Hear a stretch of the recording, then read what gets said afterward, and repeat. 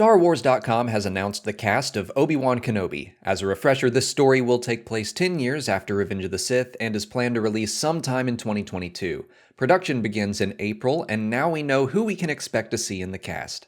Of course, Ewan McGregor is returning as Obi-Wan and Hayden Christensen is returning as Darth Vader, but we now have 10 more names to add to the list.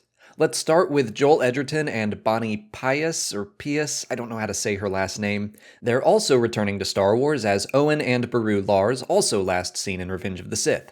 This was always a no-brainer to me, but I'm glad to see it's official. The comics have shown the tense relationship between Obi-Wan and Luke's family, but the way Owen talks about that crazy old wizard in A New Hope, I'd love to see more of that tension play out on screen.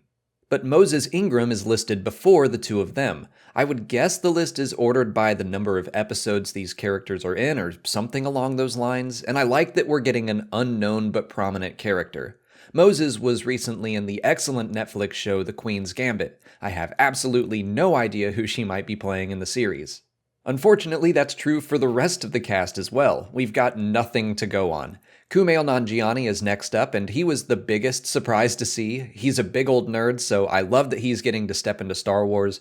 Normally, I'd guess he'd be in a comedic relief type role, but he's about to be in Marvel's Eternals, where he might be playing a completely different kind of character. I know Indira Varma best from Game of Thrones, where she played Ilaria Sand, love interest to Pedro Pascal's Oberyn Martell.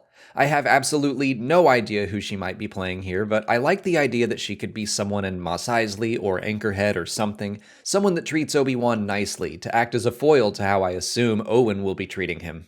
Next up is Rupert Friend. I don't think I've seen a single thing that he's been in, but if there's one person on this cast list that says Imperial Officer to me, it's him. Vader can't be the only bad guy in the series. I assume there will be some extra Imperials thrown into the mix.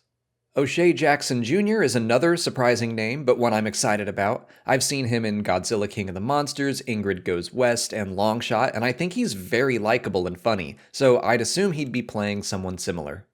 Sung Kang is probably best known for playing fan favorite Han in the Fast and Furious movies. His character's full name was Han Solo, so now he's coming full circle. Again, he's very likable in those movies. I keep guessing most everyone is going to play someone friendly to Obi-Wan, but that can't be the case for everyone except Rupert.